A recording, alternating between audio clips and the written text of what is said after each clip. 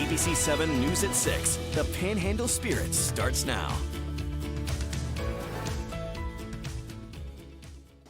To maximize the number of lives that we can save, I'm issuing Executive Order GA-14 that establishes or that maximizes the number of lives we can save.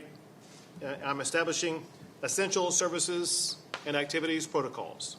This order will remain in place through April 30th, 2020. The order provides that schools will continue to remain closed until Monday, May the 4th, unless otherwise extended. That announcement from Governor Abbott today, extending restrictions already in place, which means the distance learning that many districts have already begun putting into place will continue for at least another month. The governor says there are more than 3,200 positive cases of COVID-19 in the state. And even though social distancing is slowing the progression of the virus, he says we as Texans must not let up and instead double our efforts. This order goes into effect at 1 minute past midnight on Thursday. Today, the city of Amarillo issued its daily report card with an update on the number of positive cases in the Amarillo area. Right now, there are 8 positive cases in Potter County, 10 in Randall County.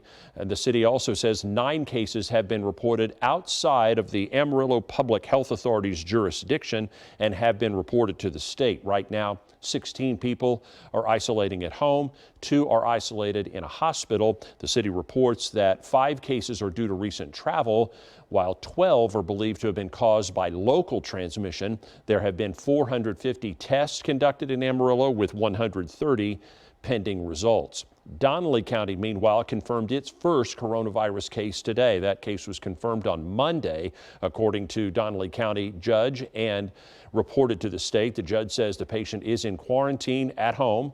He said the patient had not traveled, so community spread is the likely cause of infection. It brings the number of cases in our viewing area to 38.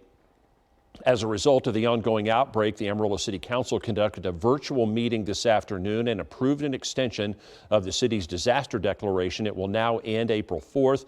That disaster declaration allows the city to apply for federal funding for help with fighting the virus. The council also voted to postpone the Civic Center bond election until November's general election. And we will continue to bring you the latest information on COVID-19 and the impact it's having on our area in just a moment. But right now, let's check in with Storm Surge 7 Chief Meteorologist Steve Kurz to see if today's beautiful weather will stick around a while. Steve? Yeah, David, temperature-wise it will. It is going to be warmer tomorrow, but it's also going to be cloudier and windier, and those two factors may not make it as nice of a day tomorrow as what we had today. It was gorgeous. Now, to prove that point, let's look at our dual BCL sky cams. On the left, we have Canyon High School looking back over the city. On the right, Mobeetie. You can see the wind farm there, and the wind turbines aren't turning very fast because there's not a whole lot of wind out there right now, but the winds are going to increase overnight. In fact, look for partly cloudy skies, winds 15 to 25 miles per hour by sunrise tomorrow. Speaking of tomorrow, cloudy and windy, but temperatures near 80. Then much colder Friday. We're talking about a 25 to 30 degree drop from the highs on Thursday to the highs on Friday. It's going to be dry on Saturday with perhaps a chance of rain on Sunday, which we'll get to coming up. Your out-the-door forecast, 56 degrees at 9 o'clock, partly cloudy skies tomorrow morning with a low of only 47. That's a quick check your weather. 7-day forecast heading your way in about 15 minutes. David? Thanks, Steve. A change in status announced today for the Lake Meredith Recreation Area aimed to curtail the outbreak. It is closing the mooring docks and fishing piers to fishing until further notice. The National Park Service says visitors will still be allowed to visit those areas of the park, but won't be allowed to fish. They also want everyone who comes to the park to continue to follow CDC guidelines on distancing and hygiene. You can get more information and updates on the park's protocols at the National Park Service website. The shelter-in-place order for Amarillo that went into effect at midnight last night has prompted some questions about how it will be enforced, considering it carries possible penalties of fines and jail time for violators.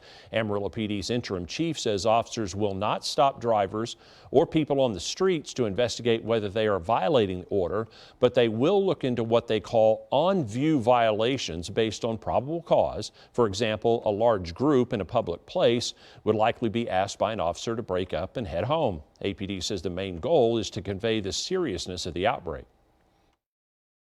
We know that if we follow the order, things will get better and we'll be back to normal soon. So I'm asking people out there, please respect everybody's freedom. Let's respect what's going on in our country right now, and let's follow these rules, and let's get through this as soon as we can, the best we can together. ABC 7's Maria Serrano goes into more detail on how the order will be enforced tonight at 10. Some new social distancing or stay-at-home guidelines could come during tonight's task force briefing at the White House. That's because the first 15-day period has now expired, and President Trump said he would elaborate on new strategies today. As Sinclair's chief political correspondent Scott Thuman shows us, Washington has its hands full with pressing issues. It's like being on eBay with 50 other states bidding on a ventilator. Ventilators, an actual lifeline in the fight against coronavirus, are at the center of a fight between Washington and the states, according to New York's Governor Andrew Cuomo. So you have 50 states competing to buy the same item. We all wind up bidding up each other, and then FEMA gets involved. So FEMA is driving up the price.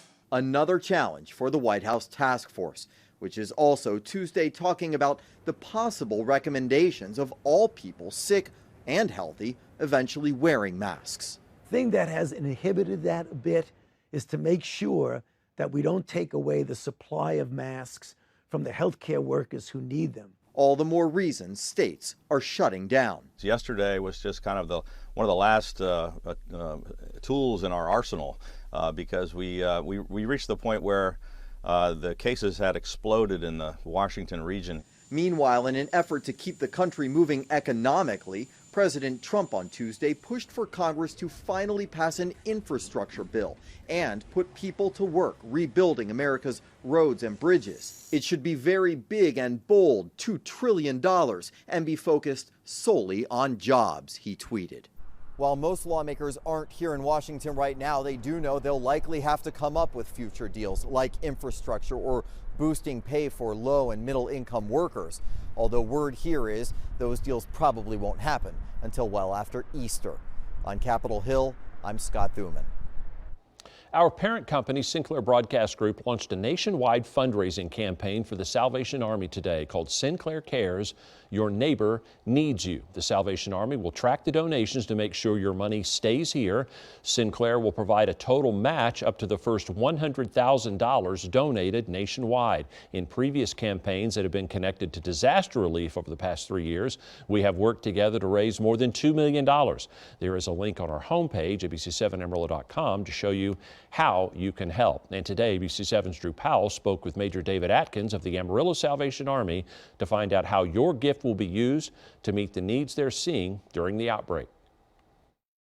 The financial crunch is really on for us. Which is why the Salvation Army in Amarillo is asking for monetary contributions. Sanitation and cleaning supplies are needed. Major David Atkins says they don't need used clothes or furniture donated. What the nonprofit also needs is funding to help make food to go for its clients. We need monetary donations as well as food supplies that will help us prepare sandwiches and such for people so they can take them out, especially on the weekends when we're not feeding breakfast and such at the shelter. With the fear of unknown beginning to take its toll for so many people who are enduring tough times and challenges, the Salvation Army has established a hotline that is available from 8 a.m. to 8 p.m. Central Time for anyone to call who's in dire need of spiritual uplifting or emotional support. That number is 844-458-HOPE. And as for anyone who needs to call in and talk to somebody, Major Atkins says the phone lines are manned by Salvation Army officers and employees who are trained to speak about important matters. Drew Powell, ABC 7 News. And again, if you'd like to help, just go to abc7amarillo.com, click on the Sinclair Cares, Your Neighbor Needs You banner on the homepage for information on how to donate. When we come back here on ABC 7 News at 6, we take a closer look at the nationwide shortage of masks. You'll hear from the experts on the rights and wrongs of who needs the masks most. And we'll take you inside Amarillo's drive-through testing site and find out why local health officials want more people to take advantage of it.